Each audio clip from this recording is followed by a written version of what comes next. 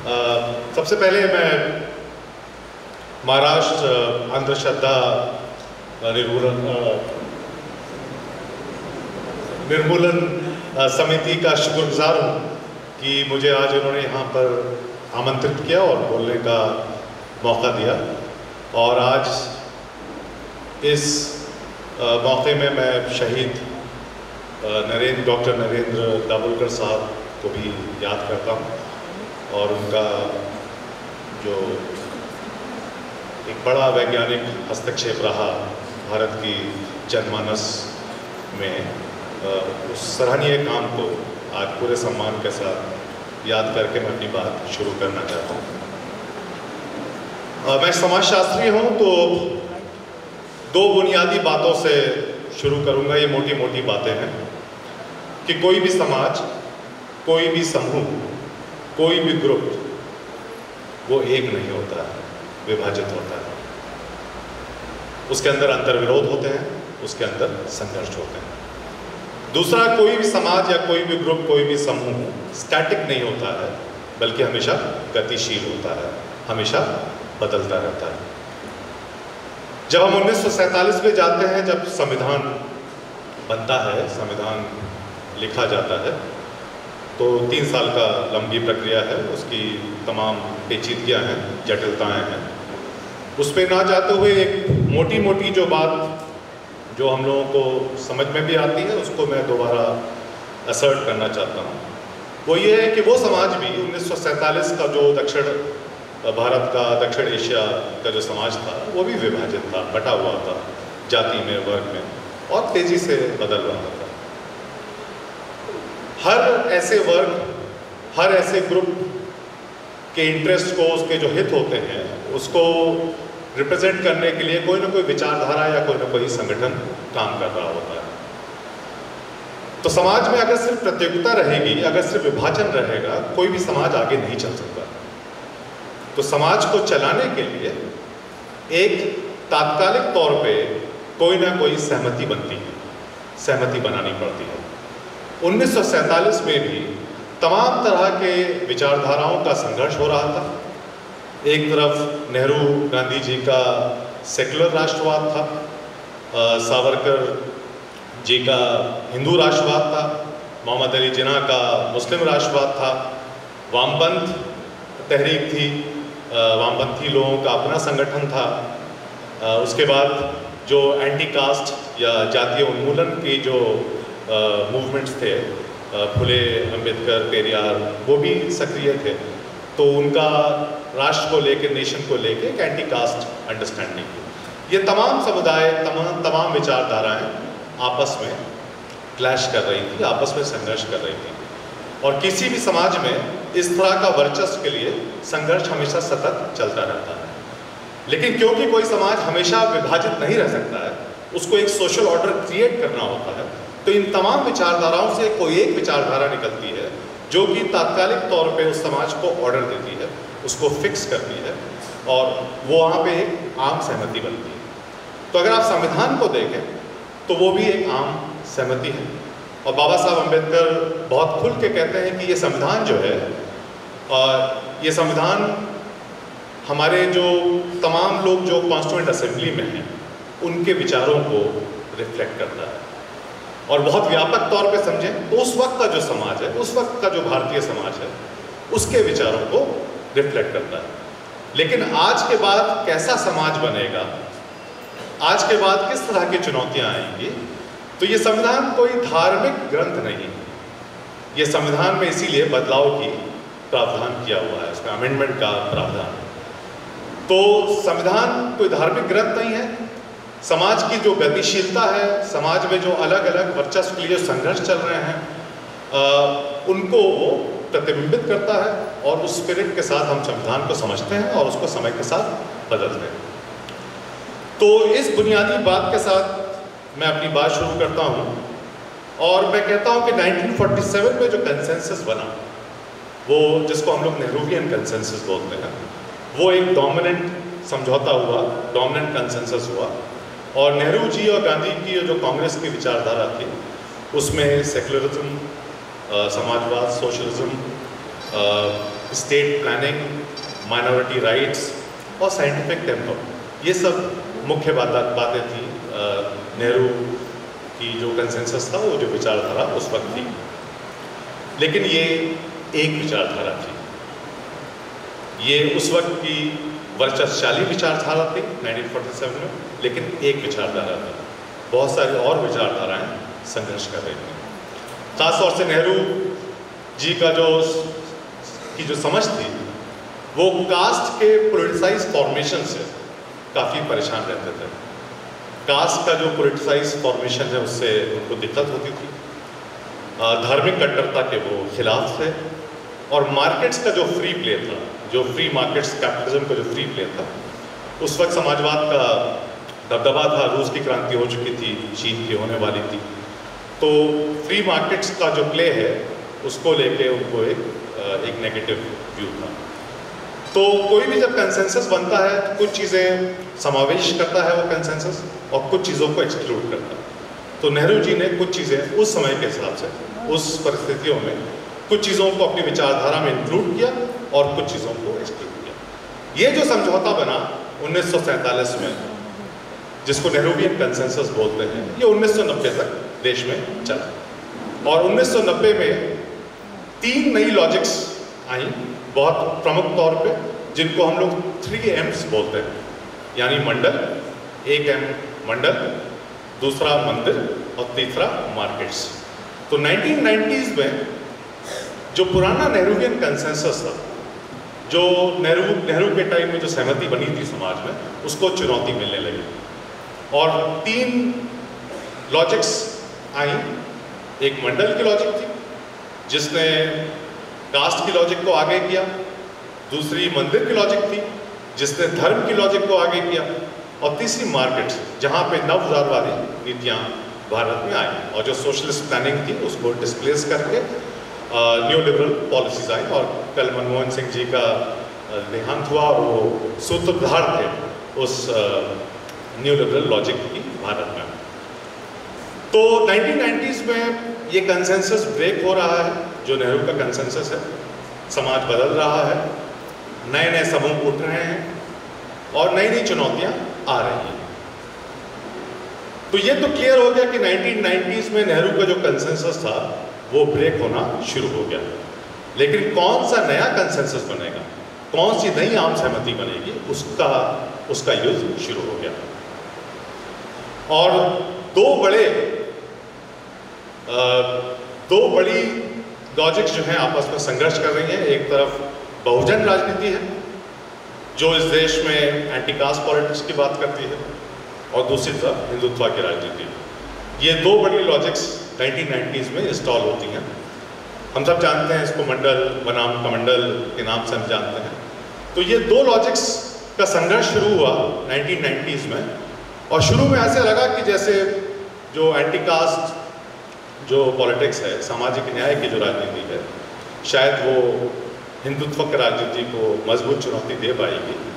कुछ सालों तक दिया भी, लेकिन 2014 के बाद बहुत क्लियर हो गया कि हिंदुत्व की राजनीति जो है वो आज वर्चस्व बनाने में कामयाब हो रही है, उस दिशा में बढ़ रही है। मंडल की जो फोर्सेस हैं, सामाजिक न्याय की जो फोर्सेस हैं, वो कमज़ोर पड़ी। तो मैं बेसिकली एंटी कास्ट पॉलिटिक्स से आता हूँ और मैं एंटी कास्ट पॉलिटिक्स का पक्षधर हूँ। मैं बहुजन राजनीति का पक्षधर हूँ। हिंदुत्व राजनीति क्या कर रही है, वो किस तरह से नवउदारवादी नीतियों के साथ मिल रही है, किस तरह से एक पुरातनवादी, एक रिवाइवलिस्ट धर्म की राजनीति को कॉर्पोरेट पॉलिटिक्स के साथ कैसे मर्ज किया जा रहा है, कैसे एक ऐसा स्टेट बन रहा है जहाँ पे जो बुनियादी आज़ादियाँ हैं, जो मानवाधिकार हैं, उनका हनन हो रहा है। ऑपोजिशन को फेयर डेमोक्रेटिक गेम से नहीं बल्कि दादागिरी के साथ जेलों में भेज दिया जा रहा है। ईडी, सीबीआई और इनकम टैक्स लगा दिया जा रहा है ऑपोजिशन के खिलाफ। इन सब पर मैं बहुत ज़्यादा चर्चा नहीं करूँगा, ये सब हम लोग जानते हैं। मेरी चर्चा का जो केंद्र बिंदु है वो ये है कि बहुजन राजनीति जो है, जिसको हम लोगों ने सोचा था कि वो एक नया भारत बना सकती है, और एंटी कास्ट पॉलिटिक्स जो है वो कहाँ पे, वो क्यों कमज़ोर पड़ी, इसका एनालिसिस और कैसे आज हम फिर से एक समावेशी प्लूरल बहुजन राजनीति को स्थापित कर सकते हैं। मेरे प्रस्थान बिंदु चर्चा का ये रहेगा।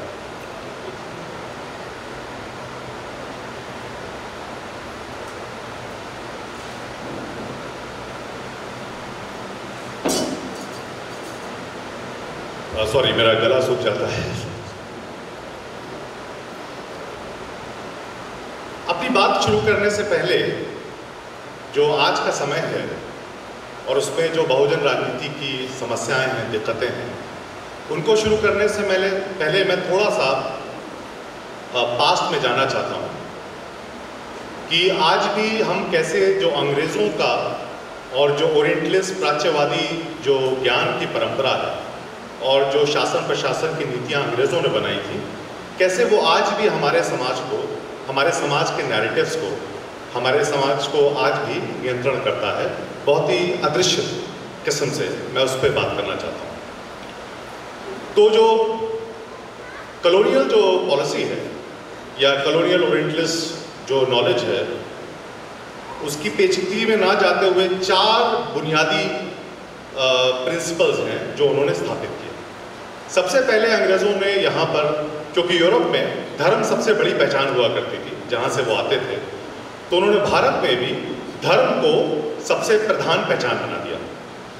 अगर आप 300 साल पहले जाएंगे और किसी भारतीय से पूछेंगे कि आप कौन हैं, तो वो अपनी क्षेत्रीय पहचान बताएगा कि मैं महाराष्ट्र से हूँ या मैं बंगाली हूँ, या भाषाई पहचान बताएगा या अपनी जात बताएगा वो, या धर्म में भी वो मसलक बताएगा कि मैं शिया हूँ, मैं सुन्नी हूँ, वैष्णव हूँ, मैं शैवाइट हूँ। लेकिन कोई भी 300 साल पहले जब आप उससे पूछेंगे कि आप कौन हो, तो कभी ये नहीं कहेगा कि मैं हिंदू हूँ या मुसलमान हूँ। ये 300 साल पहले ऐसा नहीं था। ये अंग्रेज़ों ने यहाँ पर आके सबसे पहले ये स्थापित किया कि भारतीयों की प्रधान पहचान जो है वो धार्मिक पहचान, और एक ऑल इंडिया हिंदू कम्युनिटी और ऑल इंडिया मुस्लिम कम्युनिटी की कल्पना उन्होंने यहाँ पर करी। तो ये पहला मूव था अंग्रेज़ों का, उनकी जो नॉलेज सिस्टम था। दूसरा, उन्होंने कहा कि हिंदू धर्म जो है वो अहिंसक धर्म है, नॉन वायलेंट है, लेकिन उसमें गैर बराबरी, उसके अंदर जाति व्यवस्था है। इसके बरअक्स उन्होंने कहा कि इस्लाम धर्म जो है वो फंडामेंटलिस्ट है, वो फैनेटिक है, वो इनटॉलरेंट है, हिंसक है, लेकिन उसके अंदर बराबरी है, उसके अंदर जाति नहीं है। ये दूसरा प्रोपोजिशन है अंग्रेज़ों के टाइम का। अगर हम इतिहास में जाएं तो हिंदू धर्म, जिसको आज हम हिंदू धर्म बोलते हैं, उसके अंदर तमाम धाराएं हैं। उसके अंदर वैदिक सांस्कृतिक धारा भी है, उसके अंदर श्रवण संस्कृति भी है, उसके अंदर आजीवक भी हैं, चारवाक भी हैं, और तमाम संतों की परंपरा है। तो उसके अंदर आपको गैर बराबरी मिलती है, लेकिन बराबरी भी मिलती है। और हिंदू धर्म के अंदर आपको अहिंसा के साथ साथ हिंसा भी मिलती है। अगर पूरे आप इतिहास को देखेंगे तो वैष्णवों और शैवाइट्स के बीच में लगातार संघर्ष रहा है। पुष्यभद्र शुंगा किसको मार रहे थे, अगर आप इतिहास को देखेंगे तो ये कह देना कि कोई समाज फंडामेंटली एसेंशियली नॉन वायलेंट है या इनइगैलिटेरियन है, ये अपने आप में एक गलत बात है। उसी तरह जब आप इस्लाम में आएंगे तो ये कह देना कि इस्लाम फंडामेंटलिस्ट है, बुनियाद परस्त है, आक्रामक है, तो ये भी इतिहास से नहीं आता कि बहुत खूबसूरत लोग मुसलमान में हुए, सूफ़ी हुए, दारा शिको हुए, उन्होंने मजमूल बहरीन लिखी, बहुत सारे इस तरह के लोग हुए, वहदतुल वजूद की बात करते थे, वो दुनिया में एकता की बात करते थे, प्यार का संदेश आके लेके जाते थे। हिंसक लोग भी हुए, शासक भी हुए, और राजा भी हुए, नवाब हुए, जिन्होंने काफ़ी हिंसा की, लेकिन उसके साथ साथ ये भी रहा। और मुस्लिम समाज को अगर आप देखेंगे, आज के मुस्लिम समाज को इतिहास के तौर पे तो करीब 705 बिरादरियाँ हैं मुसलमानों के अंदर। अशराफ हैं, सैयद, शेख, मुगल, पठान, जो अपने आप को उच्च जाति के मानते हैं। अजलाफ हैं, जो पिछड़ी जाति के मुसलमान हैं। तंबोली हैं, जुलाएँ हैं, लद्दाफ हैं, धुनिया हैं, बहुत तरह की जातियाँ हैं। उसी तरह दलित मुसलमान हैं, मुसलमानों में हलालखोर हैं, लालबेगी हैं, जो उसी तरह का काम करते हैं जो हमारे वाल्मीकि भाई करते हैं, समाज से मैला उठाने का काम करते हैं। मुसलमानों के अंदर आदिवासी मुसलमान हैं, BNT मुसलमान हैं, गोंड मुसलमान हैं, भील मुसलमान हैं, जो यहाँ पे डॉक्टर पायल तजवी जिन्होंने सुसाइड किया था वो भील मुसलमान हैं, तो भील समुदाय से आते हैं।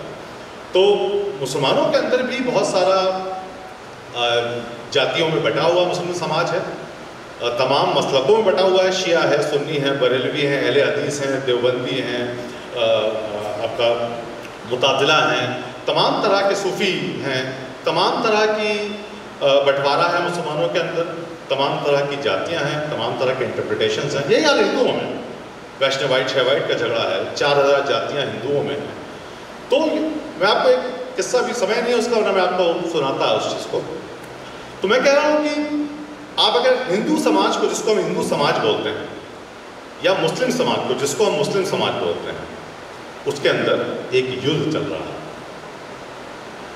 हिंदू बनाम हिंदू युद्ध चल रहा है और मुस्लिम बनाम मुस्लिम युद्ध चल रहा है। मुसलमानों के अंदर संघर्ष चल रहा है, जाति का, धर्म का। पढ़ रहा था, मुझे पता नहीं पूरी सही बात है कि नहीं, उनकी बेटी जो है वो शिवाजी को से शादी करना चाहती थी और औरंगजेब के साथ वो टक्कर आई कि किसी तरह शिवाजी के साथ बातचीत हो जाए, लेकिन वो हो नहीं पाया और पूरी ज़िंदगी उन्होंने शादी नहीं की औरंगजेब की बेटी ने। शिवाजी से बहुत प्रेम करती थी। तो इस तरह की बातें भी मतलब आती हैं, कितनी सच है कितनी नहीं है पता नहीं। कल मैं अंग्रेज़ों की एक डायरी पढ़ रहा था, उसमें ये बात आई। तो मैं कह रहा हूँ ये जो हिंदू मुसलमान के हिसाब से जो इतिहास का लेखन हुआ, वो भी कहीं ना कहीं आज हमारे अंदर इंटरलाइज हो गया है। अगर आप देखें तो जो हुमायूं है, हुमायूं का सबसे बड़ा शत्रु कोई हिंदू नहीं है, शेर शाह सूरी, क्योंकि अफगान और मुगलों की लड़ाई चल रही है वहाँ पर। इसी तरह आप देखेंगे कि बहुत सारी जंग में मुस्लिम और हिंदू मिलकर हिंदू शासक से लड़ रहे हैं। और टीपू सुल्तान का ही आप जिक्र लीजिए, तो टीपू सुल्तान जो है फ्रेंच के साथ मिलकर अंग्रेज़ों के खिलाफ लड़ाई कर रहे हैं। तो एक पेचीदा, एक जटिल इतिहास है जिसको अंग्रेज़ों ने हिंदू मुस्लिम नज़रिए से उस इतिहास को लिख दिया। और उन्हीं इतिहास को हम लोगों ने स्कूल कॉलेज में पढ़ा, हमारे नेताओं ने, जो आज़ादी के आसपास जो नेता थे, और उससे काफ़ी वो इन्फ्लुएंस हुआ। तो तीसरी बात यह है। चौथी बात, जो आखिरी बात है, वो ये है कि धर्म को उनकी ओरिजिन से, उनकी जहाँ से वो धर्म पैदा हुआ है उसके साथ जोड़ के देखना। तो अगर इस्लाम और ईसाई धर्म, मक्का और वेटिकन उनके सेंटर्स हैं, तो ये मान लेना कि इस्लाम और ईसाई धर्म जो है शायद भारतीय धर्म नहीं है। और जो धर्म भारत में पैदा हुए, जिनका ओरिजिन, जिनके धर्म स्थल भारत में है, वो एक तरह से भारतीय धर्म के हिसाब से माने जाने लगे। जब आप सावरकर जी की हिंदुत्व का जो उनका 1923 का पैम्फलेट है, तो एक बात तो कहते हैं, पुण्य भूमि की बात उठाते हैं, तो पुण्य भूमि की बात उठाते हैं और पितृभूमि की बात उठाते हैं। तो पितृभूमि यानी कि जो यहाँ पैदा हुआ, वो तो बहुत सारे मुसलमान, ईसाई सब यहाँ पैदा हुए, तो पितृभूमि तो उनकी है ही है। लेकिन मुसलमानों को, ईसाइयों को कैसे बाहर किया जाए, तो उन्होंने पुण्य भूमि का एक आइडिया लेके आए कि भाई जिनके धार्मिक स्थल यहाँ पर हैं वो धर्म भारतीय कहलाएंगे, जिनके धार्मिक स्थल बाहर हैं वो धर्म भारतीय नहीं कहलाएंगे। तो ये भी अंग्रेज़ों का टाइम, अगर विलियम जोन्स का आप देखेंगे 1780 का लेक्चर, वहाँ पे पहली बार विलियम जोन्स पितृभूमि का आइडिया लेके आते हैं। तो सावरकर जी ने उस आइडिया को लिया, लेकिन पितृभूमि के साथ साथ पुण्य भूमि का इनोवेशन कर दिया। डॉक्टर अम्बेडकर, बाबा साहब अम्बेडकर की जब हम बात करते हैं, तो जब वो धर्म परिवर्तन कर रहे हैं, हिंदू धर्म से जो बौद्ध बन रहे हैं, तो उनसे जब पूछा जाता है कि क्या कारण है आप धर्म परिवर्तन कर रहे हैं, और एक सवाल उनसे पूछा जाता है कि भाई इस्लाम और ईसाई धर्म में आप क्यों नहीं कन्वर्ट होते हैं, तो बहुत सारे वो जवाब देते हैं। लेकिन एक जवाब बड़ा इंटरेस्टिंग है। वो कहते हैं कि अगर मैं इस्लाम या ईसाई धर्म में कन्वर्ट हो जाऊंगा तो मेरा डीनेशनलाइजेशन हो जाएगा। तो कहीं ना कहीं ये समझ कि इस्लाम और ईसाई धर्म इस नेशन के धर्म नहीं, इस नेशन के बाहर के धर्म, ये अंग्रेज़ों की जो यूरोसेंट्रिक पूरी सोच है, कहीं ना कहीं वो हमारे शुरुआत के आइकॉन्स को भी असर कर रही है। इसके मैं बहुत सारे उदाहरण दे सकता हूँ, गांधी जी के विचारों को लेकर, नेहरू के लेकर, सावरकर से लेकर, बाबा साहेब से लेकर, जिन्ना से लेकर। लेकिन ये पूरा समाज, ये जो पूरा आज की जो हमारी युद्ध है, जो वैचारिक युद्ध है, आप उसमें अंग्रेज़ों का जो कॉलोनियल नॉलेज सिस्टम है, उसकी छाप जो है बहुत साफ देखेंगे। तो आज भी हमारे समाज में ये है कि भाई इस्लाम में कोई कास्ट सिस्टम नहीं है, इस तरह की बात होती है। या एक जनरल इमेज है कि मुसलमान जो हैं वो आक्रांता हैं, और ऐसा लगता है कि मुसलमान जो हैं उनके पास कोई काम नहीं है, घोड़ा लेके अफगानिस्तान से तलवार लेके चलाते हुए भारत पर कब्जा करने वाले हैं, इस की जो इमेज बन रखी है ये सब अंग्रेज़ों के टाइम का है, और जो इतिहास लेखन एक ख़ास तरीके से हुआ है उस तरह की इमेज बनाई गई है। तो जब हम बात करते हैं कि बहुजन और हिंदुत्व ये दो विचारधाराएं इनके बीच में संघर्ष है, तो सबसे पहले हमको डेमोक्रेसी को डिफाइन कर लेना चाहिए कि जब हम जनतंत्र की बात करते हैं, डेमोक्रेसी की बात करते हैं, तो वो कॉन्स्टिट्यूशन की स्पिरिट क्या है। मैं लिटमस कहता हूं कि डेमोक्रेसी का मतलब है कि आज़ादी का एक्सपेंशन, आज़ादी का दायरा समाज के हर शोबे में बढ़ता रहे, चाहे वो परिवार हो, चाहे वो हमारा मोहल्ला हो, चाहे वो पॉलिटिक्स हो, चाहे वो हमारी यूनिवर्सिटीज़ हो, चाहे वो हमारा वर्क प्लेस हो। समाज के हर शोबे में, हर सेक्शन में आज़ादी बढ़ती रहे और गैर बराबरी जो है वो संकुचित होती रहे। इसको मैं जमहूरियत का लिटमस टेस्ट मानता हूँ। जब आप किसी भी पॉलिसी का, किसी भी पॉलिटिक्स का, किसी पॉलिटिकल पार्टी का, किसी विचारधारा का जब मूल्यांकन करते हैं, तो जब ये तय करना हो कि क्या ये विचार, ये पार्टी, ये पॉलिसी ये डेमोक्रेटिक है कि नहीं, ये जनतांत्रिक है कि नहीं, तो टेस्ट यही है, क्या वो आज़ादी को बढ़ा रही है, क्या वो गैर बराबरी को कम कर रही है। अगर वो आज़ादी को बढ़ा रही है और गैर बराबरी को कम कर रही है, तब वो एक डेमोक्रेटिक आइडिया है, डेमोक्रेटिक पॉलिटिक्स है। अगर वो आज़ादी को कम कर रही है और गैर बराबरी को बढ़ा रही है, तो इसका मतलब कि वो डेमोक्रेसी नहीं है, डेमोक्रेसी की वैल्यूज़ के साथ नहीं चल रही है। मैं इसी को संविधान की बुनियादी स्पिरिट मानता हूँ। और जब हम बहुजन समाज की बात करते हैं, बहुजन राजनीति की बात करते हैं, लोअर कास्ट पॉलिटिक्स की बात करते हैं, तो मैं 4 Ds की बात करता हूँ, 4 Ds, कि हमारा जो आने वाला जो भारत बनेगा, जो सपना हम बना रहे हैं, उसमें मैं मानता हूँ कि आज जो अवरोध है, जो बहुजन पॉलिटिक्स नहीं समझ पा रहा है या ज़्यादा जोर नहीं दे पा रहा है, इन 4 Ds को सोचना पड़ेगा उसमें। पहला D जिसको हम लोग, उससे पहले एक बात और कह दें कि अगर जमहूरियत जो है वो एक्सपेंशन ऑफ लिबर्टीज़ है और रेस्ट्रिक्शन ऑफ इनइक्वालिटी है, तो जो जाति व्यवस्था है भारत में, वो जमहूरियत के खिलाफ खड़ी हुई है। क्योंकि हमारे जो सबसे महत्वपूर्ण निर्णय होते हैं, हम किसके साथ जीवन बताएं, किससे प्रेम करें, किसके साथ हम शादी कर सकें, जो प्रेम का मामला है ये कास्ट सिस्टम्स के खिलाफ खड़ा हुआ है। क्योंकि कास्ट सिस्टम में एंडोगैमी एक सेंट्रल प्रिंसिपल है कि आपको शादी अपनी जाति के अंदर करनी है, तो अपने पसंद का आप लाइफ पार्टनर नहीं चुन सकते हैं। तो कहीं ना कहीं लव या जो प्रेम, जो एक सेंट्रल ह्यूमन इमोशन है, उसके खिलाफ कास्ट सिस्टम खड़ा हुआ है। दूसरा, प्रोफेशन, हम क्या काम करें, कौन सा पेशा अपनाएं, इस पर भी जाति बता देता है, भाई लोहार को लोहार का काम करना है, ब्राह्मण को ब्राह्मण का काम करना है। तो कहीं ना कहीं दो जो सबसे इंपॉर्टेंट कोर प्रिंसिपल्स हैं हमारे जीवन के, हमारा काम, हमारा वर्क, हमारा वोकेशन, हमारा प्रोफेशन, जो हमारी ज़िंदगी को मीनिंग देता है, और प्रेम, इन दोनों के खिलाफ कास्ट सिस्टम वर्क करता है। और बाबा साहब अम्बेडकर ने बड़ी अच्छी तरह समझाया है कि कैसे कास्ट के अंदर सिर्फ असमानता नहीं है, बल्कि कास्ट सिस्टम एक क्रमिक असमानता लाता है, ग्रेडेड इनइक्वालिटी लाता है। जहाँ पे क्षत्रिय को लगता है, राजपूत को लगता है कि ठीक है हम ब्राह्मण से तो नीचे हैं, लेकिन कम से कम बनिए से ऊपर हैं। बनिए को लगता है कि हम ब्राह्मण और राजपूत से नीचे हैं, लेकिन कम से कम हम शूद्र से ऊपर हैं। शूद्र को लगता है कि हम अतिशूद्र से ऊपर हैं। जो महार है उसको लगता है कि हम मान से ऊपर हैं। जो चमार है उसको लगता है हम वाल्मीकि से ऊपर हैं। जो मुसलमानों में पठान है उसको लगता है कि ठीक सैयद से नीचे हैं, लेकिन जुलाहे से ऊपर हैं। तो यही ग्रेडेड इनइक्वालिटी है, क्रमिक असमानता है। तो कहीं ना कहीं अगर हमको यहाँ पे डेमोक्रेसी इस्टेब्लिश करनी है, तो कास्ट के सिस्टम को ख़त्म करना है। और कास्ट के सिस्टम को ख़त्म करना ये फंडामेंटल है इस देश में डेमोक्रेसी को इस्टेब्लिश करने के लिए। अगर हम संविधान की आत्मा की बात करें, संविधान की बात करें, तो संविधान इस्टेब्लिश ही तब हो पाएगा अपने पूर्ण व्यापक तौर पे जब यहाँ से कास्ट सिस्टम खत्म होगा। कास्ट सिस्टम को ख़त्म करने में 4 अड़चनें मैं देखता हूँ। क्यों बहुजन राजनीति फेल हो गई हिंदुत्व को राजनीति को रोकने के लिए। पहला, डीकॉलोनाइजेशन, जो मैंने कहा कि हिंदू मुस्लिम के नज़रिए से जो हिस्ट्री लिखी गई और उसका काफ़ी इम्पैक्ट है समाज में, तो हमको कहीं ना कहीं आंदोलन चलाना होगा और इतिहास की जो जटिलताएं हैं उनको सामने रखना होगा लोगों के बीच में। ये जो हर चीज़ में हिंदू मुस्लिम की बिरयानी हिंदू है कि मुस्लिम समोसा हिंदू है या मुस्लिम, ये जो आदत डाल दी है सोचने की, ये बहुत पुरानी अंग्रेज़ों की डाली हुई आदत है। आज भी हम उसको ढो रहे हैं और इसको एक फ्रंटल अटैक इस पर करना होगा। ये हमारा इतिहास नहीं है, हमारा इतिहास हिंदू मुस्लिम का इतिहास नहीं है। ये एक पेचीदा जटिल इतिहास है जहाँ पे राजा भी हैं, तमाम संत भी हैं, तमाम तरह का संघर्ष हो रहा है और उसको एक सिंप्लीफाइड तरीके से सिर्फ हिंदू मुस्लिम के लेंस के हिसाब से इतिहास को देखने की जो आदत है इसको ख़त्म करनी पड़ेगी। इसके लिए लंबा आंदोलन चलाने की ज़रूरत है। दूसरा, ये जो कास्ट का रिलीजनाइजेशन हुआ, कास्ट को जो एक हिंदू समस्या बना दी गई, इसको चैलेंज करना होगा।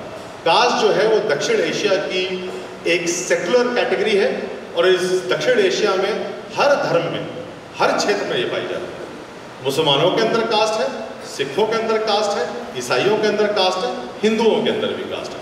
अगर आप सिखों में जाएंगे तो वहाँ पे जो जाट सिख हैं और जो खत्री सिख हैं उनका वर्चस्व है। मुसलमानों में आएंगे तो सैयद शेख मुगल पठान जो अशराफ तबका है उसका वर्चस्व है। क्रिश्चियंस में जाएंगे तो जो सीरियन क्रिश्चियन है, सारस्वत क्रिश्चियन है, उनका वर्चस्व है। और हर जगह जो पिछड़े दलित आदिवासी मुसलमान सिख ईसाई सब है वो सब दरकिनार है, साइडलाइन है, वो गेम के बाहर है ऑलमोस्ट। तो एक जो रिलीजनाइजेशन और जो कास्ट हो, जो कास्ट को एक हिंदू समस्या बना दी गई, उसको एक दक्षिण एशिया की समस्या बनाना पड़ेगा और हर जगह जहाँ पे कास्ट है उसके खिलाफ संघर्ष करना होगा। और तीसरा, इसके साथ साथ ये जो सुप्रीमेसिस्ट फॉर्म ऑफ रिलीजन है, जो हर धर्म के अंदर एक ये आ गया कि हमारा धर्म दुनिया का सबसे अच्छा धर्म है, इस पर भी बात करनी होगी खुल के कि भाई ठीक है आपका धर्म है, अच्छा धर्म है, लेकिन उसका मतलब नहीं कि बाकी सब धर्म खराब है। तो ये सुप्रीमेसिज्म है, ये जो एक कास्ट एरोगेंस है जो धर्मों के अंदर डाल दी गई है, इस पर काम करने की ज़रूरत है। और तमाम तरह के जो पिछड़े दलित आदिवासी हैं किसी भी धर्म में, उनको एक साथ लाने की ज़रूरत है। Pan religion solidarity of lower caste, और ये पसमानदा आंदोलन जिसके साथ मैं जुड़ा हुआ उसका नारा भी है, दलित पिछड़ा एक समान, हिंदू हो या मुसलमान, किसी भी धर्म के हो आप हों, अगर आप मजदूर हैं, असंगठित क्षेत्र के हैं, किसान हैं, कारीगर हैं, दलित हैं, पिछड़े हैं, आदिवासी हैं, एनटी हैं, डीएनटी हैं, हम सब की समस्या एक है, सबको साथ आना चाहिए। और ये 85% की जो बहुजन की जो व्यापक कल्पना है, इसको फिर से इस्टेब्लिश करने की ज़रूरत है। तो पहला जो वो है डीकोलोनाइजेशन। कैसे अंग्रेज़ों की जो ज्ञान पद्धति है, उनके जो एडमिनिस्ट्रेटिव पॉलिसीज़ हैं, उनके बाहर हम लोग सोचना शुरू करें। दूसरा जो है वो है डाइवर्सिफिकेशन, विविधता। हमारा समाज एक विविध समाज है, बहुजन के अंदर भी। मैं ये नहीं कहता हूँ कि यहाँ पे धर्म जो है जाति में विभाजित है, ये अंग्रेज़ों का नज़रिया है। मैं कहता हूँ यहाँ पे जातियाँ हैं जो अलग अलग धर्मों में विभाजित है, और अगर आप इस प्रिंसिपल को उल्टा कर देंगे तो बहुत बड़ा बदलाव आ जाता है। मैं चाहता हूँ बहुजन समाज के अंदर जो अलग अलग क्षेत्र की मामला है, जेंडर का मामला है, क्लास का मामला है, भाषा का मामला है, धर्म का मामला है, इन सबको भी उठाया जाए। अभी जिसको हम बहुजन राजनीति कहते हैं, उसमें कुछ अगवा वैनगार्ड कास्ट हैं जो इतिहास की वजह से आगे बढ़ गई हैं, और वो मुश्किल से 12-13 हैं। अगर आप दलितों में देखेंगे तो 1200 जातियाँ हैं, पिछड़ों में आएंगे तो करीब 2500 जातियाँ हैं, लेकिन जो नज़र आती हैं वो 6 या 7 ही जातियाँ नज़र आती हैं। पिछड़ों में, दलितों में, आदिवासी में आप चले जाएंगे, मीना आपको नज़र आ जाएंगे, दलितों में आ जाएंगे तो कुछ जातियाँ, महार हो गया, आपका माडिगा हो गया, माला हो गया, यहाँ पर आप आइए तो जाटव हो गए यूपी में, नामशूद्रा बंगाल में हो गए, 7-8 मुश्किल से गिनती में जातियाँ। तो थोड़ा बहुत, मैं नहीं कह रहा हूँ वर्चस्वशाली हो गए, वो जात सिस्टम खत्म हो गया, मैं कह रहा हूँ बाकी लोगों के मुकाबले थोड़ा सा वो आगे बढ़ गए हैं और नैरेटिव को गवर्न कर रहे हैं। तो उनको भी अपना दिल बड़ा करना चाहिए, और जो बहुजन समाज के अंदर जो विविधता है, हर तरह के LGBTQ है, सब लोगों को लेके आइए, सारे नैरेटिव्स को अंदर लाइए, डाइवर्सिफाई करिए बहुजन डिस्कोर्स को। और तीसरा डेमोक्रेटाइजेशन का मामला है, जनतांत्रिकरण का। तो हमने बात की थी अभी कि ग्रेडेड इनइक्वालिटी है हमारे समाज में, तो इंटरनल जस्टिस का जो सवाल है, आंतरिक इंसाफ का, आंतरिक न्याय का, वो बड़ा इम्पॉर्टेंट सवाल बन गया है। और आप देखें तो जो उपवर्गीकरण का पूरा आंदोलन चला है इधर सुप्रीम कोर्ट के जजमेंट के बाद, उसमें काफ़ी संघर्ष हुआ दलित समाज के अंदर उपवर्गीकरण को लेके। इसी तरह मामला ये है कि भाई शेड्यूल कास्ट कैटेगरी जो है, अगर आप देखें अफर्मेटिव एक्शन को, तो OBC रिलीजियस न्यूट्रल, किसी भी धर्म का OBC उसके अंदर आ सकता है। शेड्यूल ट्राइब लिस्ट देखें, वो भी रिलीजियस न्यूट्रल, उसमें किसी भी धर्म का शेड्यूल ट्राइब आदिवासी उसके अंदर आ सकता है। EWS वो भी रिलीजियस न्यूट्रल, किसी भी धर्म का व्यक्ति की जाति जो है उसमें आ सकती है। अकेली कैटेगरी शेड्यूल कास्ट है जो कि रिलीजियस न्यूट्रल नहीं है। उसमें शुरू में सिर्फ हिंदू दलित शामिल थे।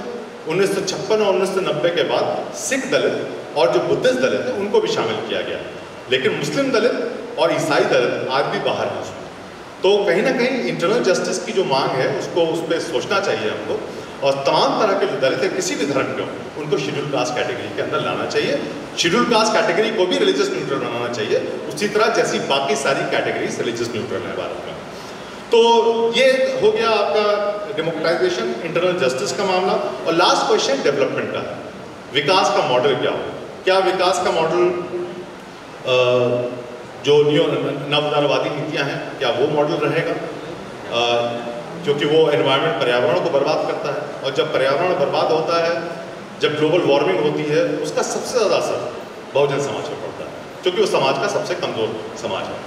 पहाड़ में जिस तरह का डेवलपमेंट, अभी कुछ दिन पहले मैं हिमाचल में था, तो जिस तरह का डेवलपमेंट वहाँ हो रहा है, 6 लेन रोड्स बन रही हैं, पूरा पर्यावरण बर्बाद हो रहा है। लोग बता रहे हैं कि पिछले 5-7 साल में टेम्परेचर वहाँ पे 4 डिग्री 5 डिग्री जो है वो बढ़ गए।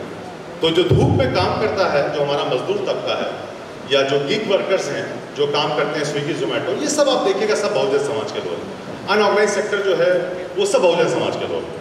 तो कहीं ना कहीं हमको तय करना होगा कि हमारा डेवलपमेंट का मॉडल क्या हो, और जो आने वाली चुनौतियाँ हैं खासतौर से आर्टिफिशियल इंटेलिजेंस, वो ज़बरदस्त तरीके से जो मानसिक श्रम है और जो शारीरिक श्रम है दोनों को डिस्प्लेस करेगा।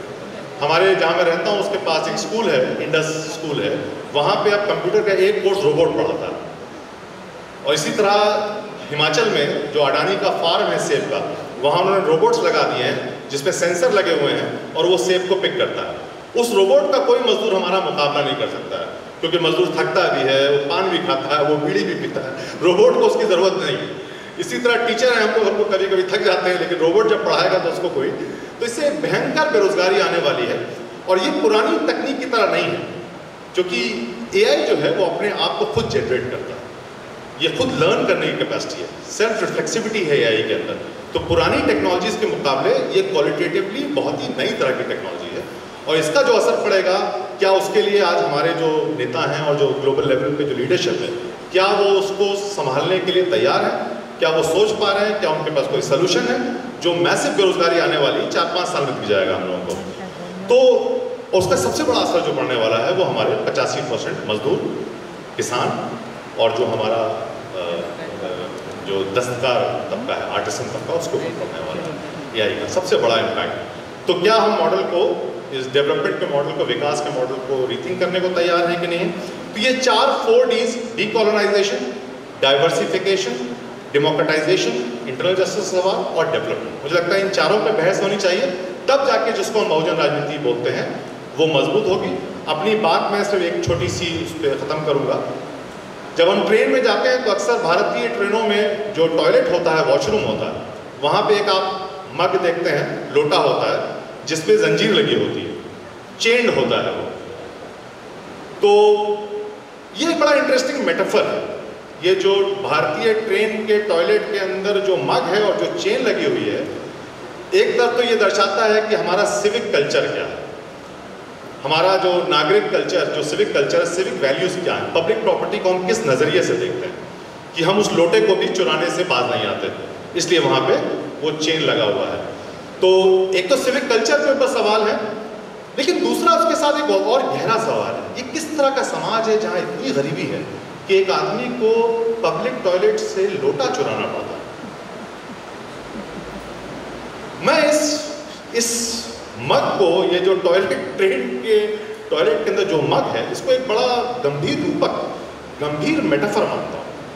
और मैं मानता हूँ कि सच्चे तौर पे हमारा संविधान की जो आत्मा है और जो हमारा संवैधानिक मूल्यों की जो लड़ाई है और जो जनतंत्र की लड़ाई है, ये उस दिन हम जीतेंगे जिस दिन उस मग में उस चेन को लगाने की ज़रूरत नहीं होगी।